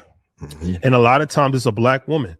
It's a Black woman. You see a white family with a Black woman. You go to Central Park right now. Yeah, for sure. Yep. There's a Black woman with a white kid in the certain parks in Houston too. Yep. So the idea of a mother, like I said, Black women that wasn't even a thought process. Yeah. That was definitely even a thought process, right? Like, but that idea of what she's describing is actually not anything new. It's just now the way that she's framing it in today's society. But women there've been deadbeat women for years also. Like, we talk about deadbeat men, but let's be honest. Talk about it. Let's be honest. There's been deadbeat women for a long time. A long time. Yep. And we'll have a conversation one day, just not before August. But my thing is, like, if you want to be a mother, why even be a mother? Why even be a mother? If you don't want to be a mother, then don't be a mother. Who says that she doesn't? It's just a short window. I'm not saying her, but I'm just saying just in general. If you're saying, like, look, I shouldn't have to be responsible. I don't do this. I could do this. I don't, like, my personal opinion, you could do whatever you want to do. But part of being a mother comes with a lot of responsibilities. Let's just be honest. There's no way around it. Yeah, but the other part is help is needed, though. That's the uncomfortable conversation. 100%. There's a difference between help and offload. Yeah, I agree. Because people do that to grandparents all the time. That's one place in the Black community where that potentially did happen, was the grandparents. People have offloaded their responsibility to grandparents forever. But no, it's like I don't fully agree with that. Like, I understand what she's saying, but if you don't want to be a mother, don't have children. So she wants both. And if I'm going to offer some pushback, no one tells a man that. A man is different from a woman. Hot take. Doesn't necessarily make it right, though. Two wrongs don't make a right. But we live in a world where 9 times out of 10, the woman is the primary caregiver. Mm-hmm. And it's always been like that. Yeah. Even if two people are living in the same household, the woman, you can never replace the role of a mother. You can never replace the role of a father either. But I'm just saying, even if you have two parent household, most of the time, not all the time, because there are exceptions to the rule. Most of the time, a mother does more work than a father when it comes to a child.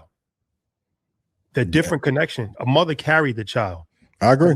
The mother's emotional attachment to a child is different from a father. That's why a father can walk away from a child, because they're emotional, especially if they never actually spent time with it. There's been studies on this. Yeah. I'm not just saying this. It takes time to build an emotional connection with a child. There's been a lot of times, like, people, when you see a child for the first time, some people don't really have emotion, and they go to therapy, and they're like, no, it just takes time. Then after months, then you start to build the connection. Yeah. A mother has that because they already carried it for 9 months. So their connection is more instant than a father. So it's harder for a mother to walk away. It's easier for a father to walk away. The mother's emotional attachment to a child is always going to be stronger than a father's emotional attachment to a child. Yeah, but we can't get a deadbeat. No reason to be deadbeat, Joe. No, I'm not giving them I'm not giving them an excuse. You should always take care of your child. But I'm just saying there's a different emotional connection from a mother and a father. Bottom line is this: I fully support women in the workforce. I fully support women entrepreneurs. But let's not spin this narrative that mothers don't need to even be there for their kids. Let's not get too crazy. Yeah. Like let's not normalize. Let's not normalize women being deadbeats just because you have money, because that's the same thing you said with a dad. Yeah. That's the same thing you just said with a dad. So if we say with a dad, we gotta say with a mother. I don't agree either way, because I think once you amass a certain amount, you realize the journey, and I hate when people say this, but the journey was the lesson in it. All you really have is family and a core group of friends at the end of the day anyway. That's why you see a lot of even wealthy or rich people crashing out, and then they are going through devious routes to then build family after that. So, but a lot of people that have means don't raise their children. Even Kim Kardashian didn't even give birth to her child. She had a surrogate. That happens a lot too. That happens like, a lot of it's a few others that went there. A lot of times, just like you got enough money, you just want to have children. It's just like you don't want to have children because you really want to be a parent. You just want to just have a family, and like there's that needs to be talked about. A lot of wealthy people are not parents. They send their kids to boarding school. Mistake. They have surrogate parents. They have full-time nannies that do everything. They got a driver. They got somebody to take their kids to practice. They're not doing anything. Yeah, and I've been present. It's deadbeat shit. It's just and then the kid turns out to be a drug addict, or the kid's fucked up in life. It's a direct correlation. For sure. It's many of them I can think about that were a product of that. But I think the big lesson is just be present. Be present. So. But put in chat, what do you guys think? Yeah. But shout out to her, kudos to her. But like I said, let's not start normalizing being a deadbeat. Not to call her a deadbeat, but how many hours a day do you think a parent should be present with their child? Okay. How old is the child?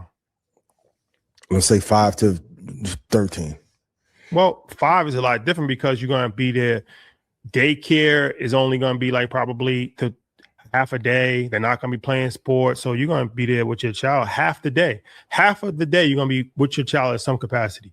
Now, when they get to high school, it's less time because they're in school. They got after school curricular activities. So you got the social circle. Yeah. That might turn into 3-4 hours. Now that might turn into a legitimate 3 hours a day. Mm-hmm. Right. But it's hard for me to justify 3 hours a day for an infant. And they're young. I was there. There was times when my son's mom worked on the weekend.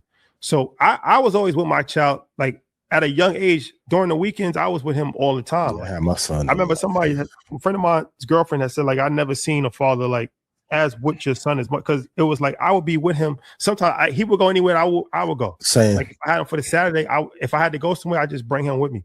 But it wasn't like for forever, but it was like at least a couple of years where every weekend I had him all day, Saturday, all day, Sunday.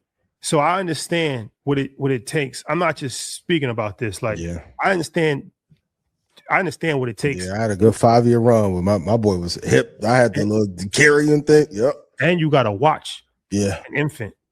It's very, very important. Like they could run in the street. You got to change their diaper. There's a variety of different things. It takes a lot of work. I don't miss that phase at all. Yeah, I'll probably. Yeah, I would have more kids like that 0 through 4 phase. Nah. If it was up to me, I could just jump straight to 8. Yeah. Straight go like, oh my God. Yeah. Ooh. Yeah. That infancy phase, that's terrible.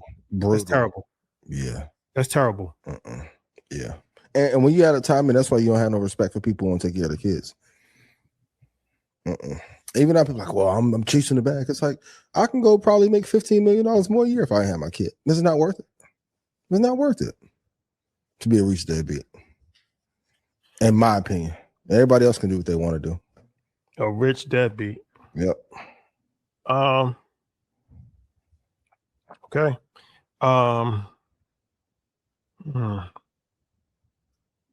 What's one conspiracy that no one's talking about?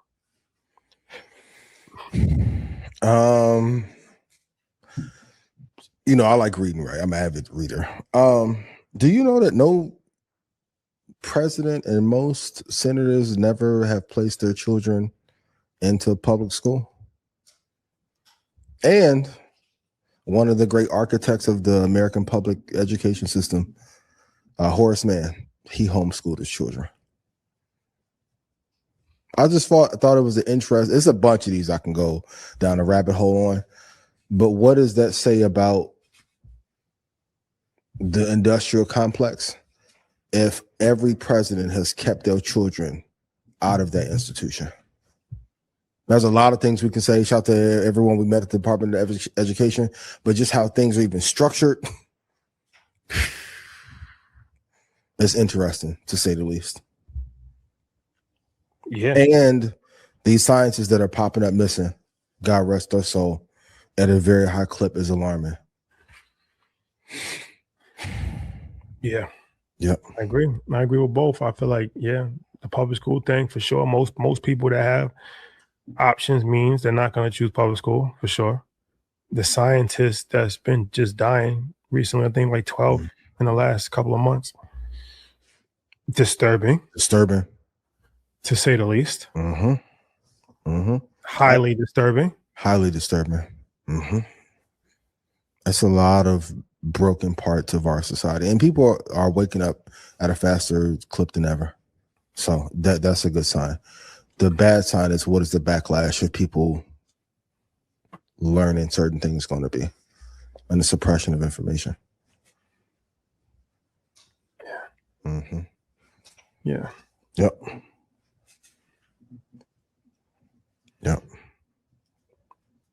Yeah.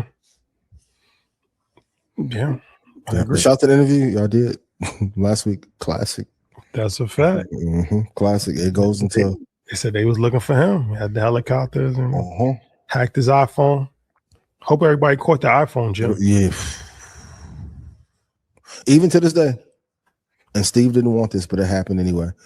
You can't fully power off your iPhone. Can't.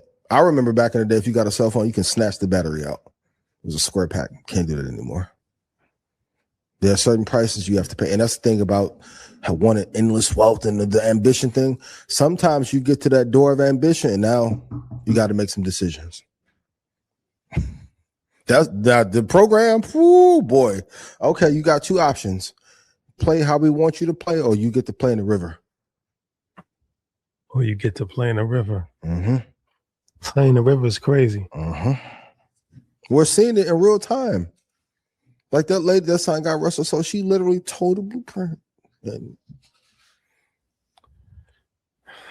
let's talk some travel, shall we? Okay. What is your you about to ask me some bullshit? No. Okay. Nothing crazy. Thank you. What is your top 3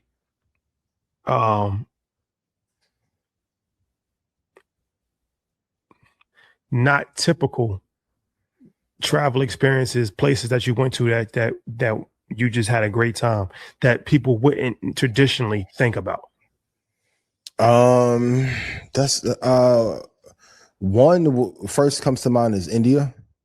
Now, there's a lot of ills in India that you can endlessly talk about, but the sense of community, culture, from a business standpoint, was very interesting, very fascinating. For me, when I went,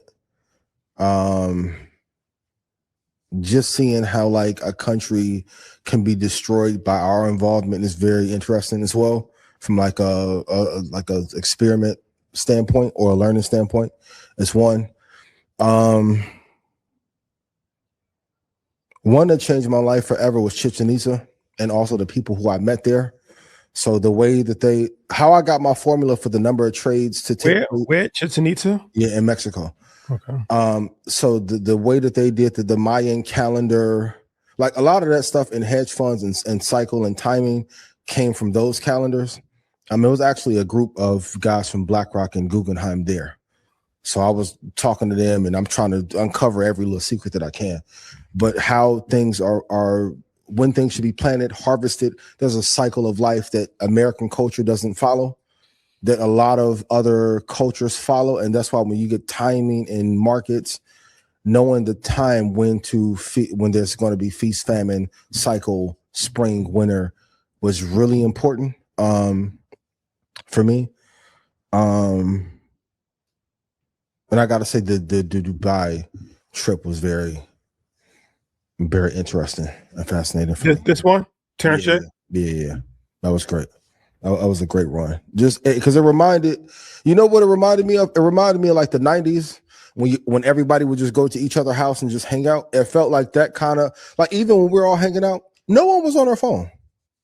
Everybody was just kicking it, having it. I'm like, this is what high school felt like when it would be me, Brandon, Rashad, Landon, Sion, Neil. We just go hoop and hang out, and we didn't care what we did as long as we were together. And we lost that fabric in America. And if you look, even in the lobby, it'd be 300 people outside. No one's getting content. Everybody just hanging out and having a good time. What about you? I will go different moments in my life. So when I was young, probably around 20 years old, that's when we went to Toronto for the first time. And at that time, nobody was really going. This was way before Drake got it popping. The only thing that I ever heard about Toronto was when Ludacris said that, and I've been around the world. When he was like, I went to Canada and seen some beautiful, I had never really knew anything about Canada at all. Toronto, never knew anything about Toronto. We went to Caribana, which is the Caribbean festival. That's tough, yo. We went there, and we it was a Thursday, and I was just ready to go back to New York. Honestly, I was ready to go home because I was just like, it was a bunch of old people. There was no vibes. And then Friday, it just changed. And then Saturday was just lit the whole weekend. And that led to going back up there a few times. And man, that was a great experience because it was so close to America, but it was just so different. Like I said, especially at that time, like, man, some of the craziest combinations ever. Like ever. Like it was crazy. Like it was like they opened the gates to heaven. Like I mean, like what was possible, right? I had never seen anything like that before. I had never seen anything like that ever, and it was just if we're going back that far, yeah. And it was just love. Like that's when the clubs was like $5. I remember Charlie Villeneuve way back first got drafted, and that's the first time I ever seen somebody buy a bar out. It was a great experience. Yeah. I mean, quality was just A1, super A1. So that was an eye-opening experience for something that was so close. The next one comes like 7 years ago, I went to Asia for a month. I kind of just winged it. Me and Jamal, we just winged it. And man, I had a great time in Thailand. I know I told the story about how I got extorted when I first got there. Outside of that, it's a ticket. Yeah, things happen. But the Thailand experience, all the countries was great, but Thailand was my favorite country. And it just was very eye-opening experience. The first time I actually ate fruit that actually was real fruit. I could taste the difference. Yeah. Just getting suits made. Like you could get a suit made for like $200, custom made suit. I got a whole new wardrobe. I got a bunch of suits made. Just you get massages every single day on the beach. Like you just chilling, meeting people. It's a very diverse country. Like people from all over the world is there.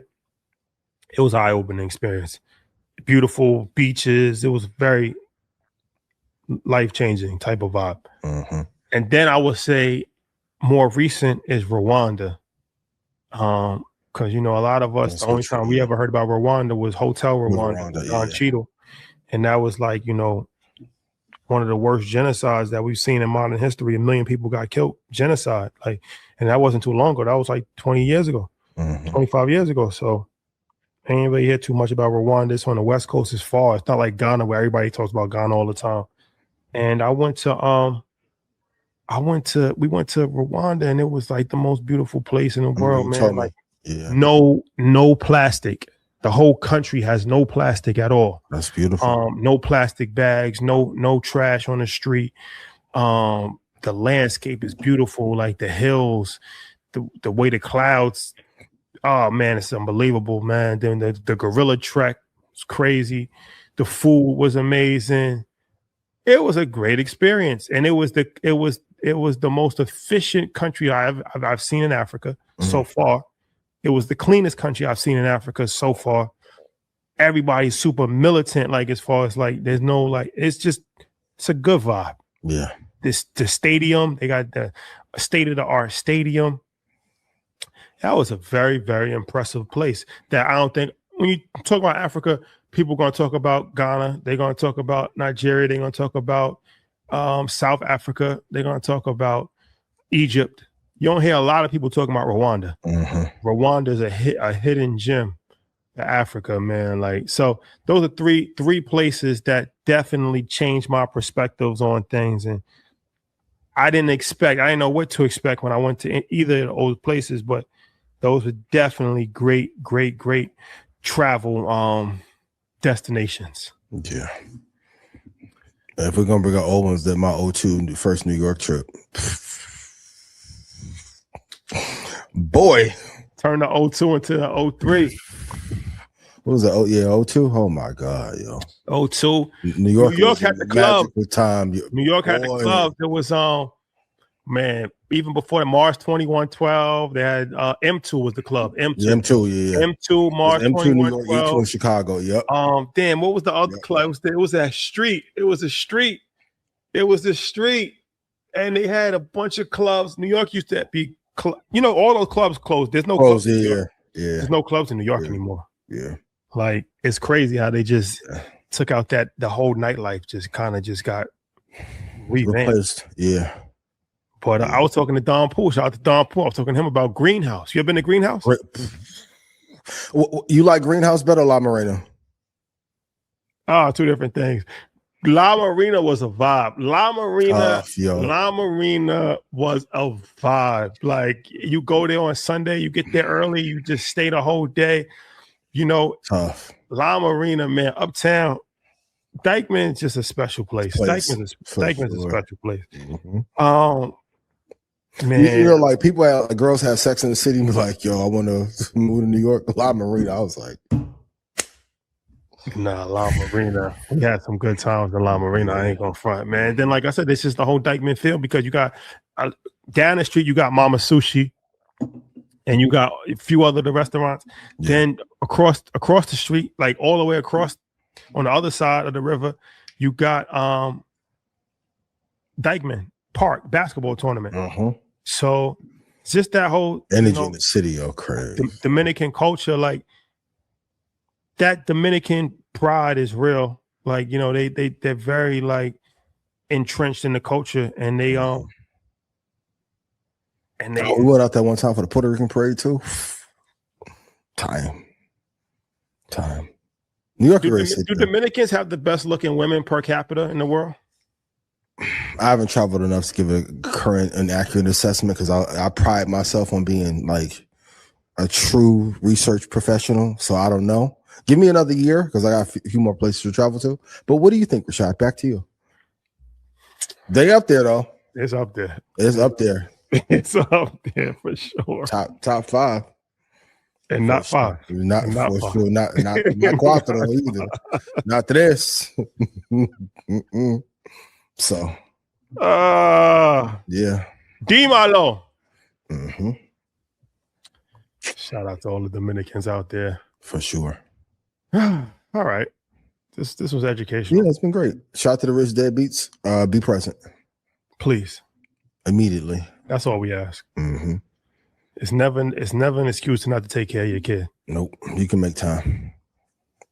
Yes. It's like how y'all make time in Miami and Atlanta and LA and Scottsdale, low key. I heard. Scottsdale. When I was in Scottsdale, Arizona 20 years ago. That was another surprise. You know, Scottsdale, Arizona. Quiet. On the humble. I'm like, what is this? What a time. Nah, Scottsdale was definitely a surprise. Ooh, boy.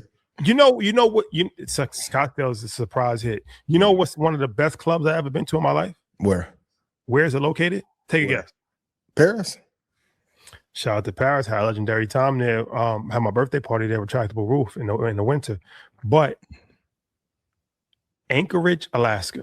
Really? They had this club. I don't know if it's still there. It was a club called Cuckoo Charlie's. I'll never forget. It was 5 floors, and every floor was a different level. So it was like a reggae level, a dance, an R&B level, a rap level. Yo, that was a good club. In Alaska, okay. Yeah. World traveler. Now I'm starting thinking about my club. What was that club in LA? What was that club in LA in West Hollywood?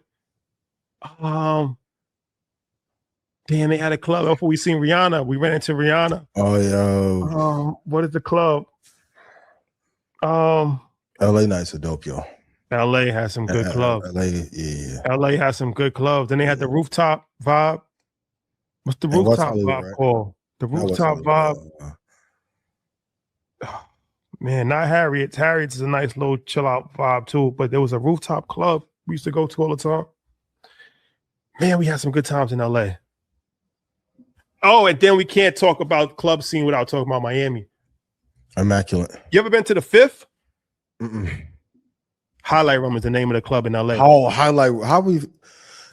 but also too, like you gonna see some amazing stuff in Highlight Room, but it's also another section you be like, oh no. The first time I ever, I don't even say that because that's snitching. But yeah, crazy thing happened in the Highlight Room. Miami tough, yo. Club Fifth, legendary. Well, we got to go back. I was at Privé time. Like what they say, like was shut down Privé. Like Privé was the first club that I saw that did not have a line. They just picked and choose whoever they wanted to come in. Yeah. Privé was a good ass club. That's how life go. Live back in the day. No, Live was crazy, but Live was always crazy. Like there was another club. What was that? Troy, what was the other club that we ran into in the Humble? The Forge. Okay. The Forge. Tough. Gotcha. Oh, okay. Super tough, man. Gotcha. The Gansevoort rooftop. Tough. The Gansevoort rooftop was super tough. There's a few little, yeah. Oh man. That fifth was woo. That Fifth, legendary nights. We had some legendary nights in the Fifth. And if you catch some of them residence pool park, like the ones over there by the Bentley building, the little Saturday, Sunday. Oh, you know what got me turned on to Brickell Club 42? They're not even open no more. Like they changed that hotel like 3 times. It used to be the W Hotel right when I had never been to Brickell before. We was going to Miami for years. We was always going to South Beach, South Beach. Then we went across the bridge. It was like the flyest shit in the world. There was like that CSI Miami vibe. The club was like a rooftop vibe. indoor, outdoor. They had a pool. It was and then after that, we started just going to Brickell. But there was a club called 42 or Club 40. Club 40. It was on the 40th floor of the W Hotel. That was a good club. Well, what you think they got to do to bring the club scene back to make it dope like how it used to be? Bottle service killed the club. For sure. And I saw it happen. In real time. Real time. I saw it happen. I saw the whole thing happen. Yeah. I don't think it can never really go back to that era of how it used to be. I remember H2O in DC. We're talking about DC. Club Love. H2O. Man, those are some of the most legendary parties ever. But before you had $50 in your pocket, you just wanted to go. You could have a good time. You could talk to a girl. Vibe. Once they started to charge that 300, that 300 turned to 600, that 600 turned to a 900, that 900 turned to 1200, that 1200 turned to 2500, that 2500 turned to.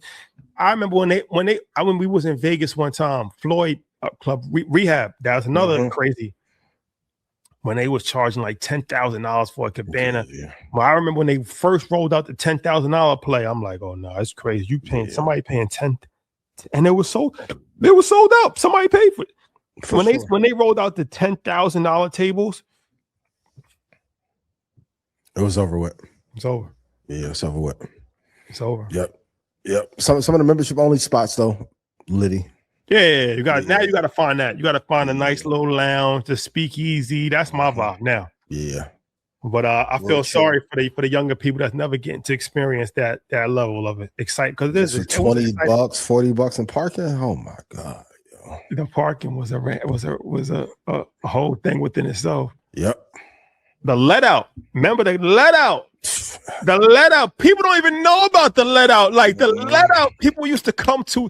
Some people didn't even come to the club. Just the parking lot pimping. Parking lot pimp. The let out situation was crazy. At the right time, boy, you could snatch something on the let out. Government. That's another great club. That was in Toronto, Canada. That was like 4 levels. Government was a great club. Man, you bring me back to memory lane with these clubs, man. I'm telling you, man, experiences before everybody got caught up on social. That's a fact. What a time. Of course, they democratize information, but people turn to zombies and don't even go out as much, y'all. Nah, they don't. They really don't. They really don't. Yeah. All right, guys. Detox from social. There was a study. If you stay off your phone, social for 2 months, your level of anxiety and depression goes away by 25%. So, gotta detox. Gotta do it. And a lot of y'all letting people ruin your lives and it's bots. I don't know if y'all know about the dead internet theory, but they suspected up to 70% of traffic, especially now with AI, 70% of that traffic is actually fake. It's not real humans that you're interacting with. You gotta be mindful. Remember when the spam used to be crazy on IG? They finally cleaned it up, but thank God. That was the error. That was the error. For sure. IG spam error was crazy. Insane, yo. Oh man. Yeah. All right, y'all. It's been real. Tomorrow we got Jada Waiter. Shout out to Jada. 12 o'clock Eastern Standard Time. Tap in.